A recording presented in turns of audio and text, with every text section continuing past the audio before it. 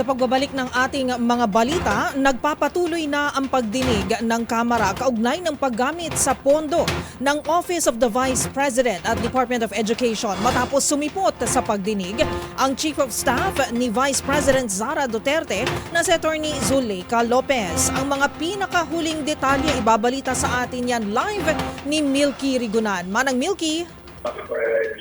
Karen, gaya ng inaasahan, hindi sumipot si Vice President Sara Duterte sa ika-anim na hearing ng House Committee on Good Government and Public Accountability sa paggamit ng confidential funds ng Office of the Vice President at Department of Education noong 2022 at 2023. Nagpadala na lamang ng sulat si VP Sara at iginiit na hindi siya dadalo sa mga hearing ng komite at sapat na daw ang isinumiting affidavit. Ito naman ang kauna-unang pagkakataon na humarap sa hearing si Atty. Zuleika Lopez, ang Chief of Staff ng Pangalawang Pangulo mula sa biyahe sa Amerika.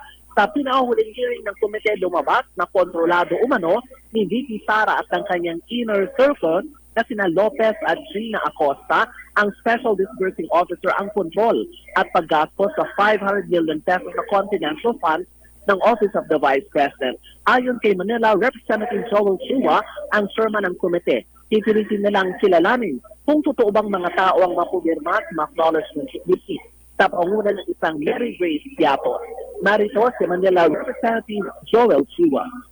Ngunit nakabibigla ang pahayag ng confidential fund is not a separate item on top of either good governance or socio-economic program delivery. It is within that program.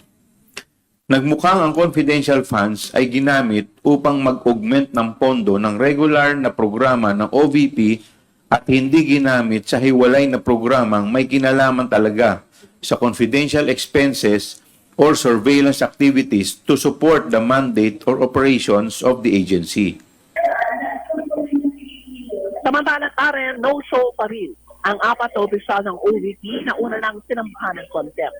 Ito ay sina Special Disbursement Officer Gina Acosta, dating DepEd SDO Edward Fajarda, dating Assistant Secretary Sunshine Fajarda, at ang Assistant Chief of Staff na si Lemuel Ortonio na Chairman ng Bids and Awards Committee.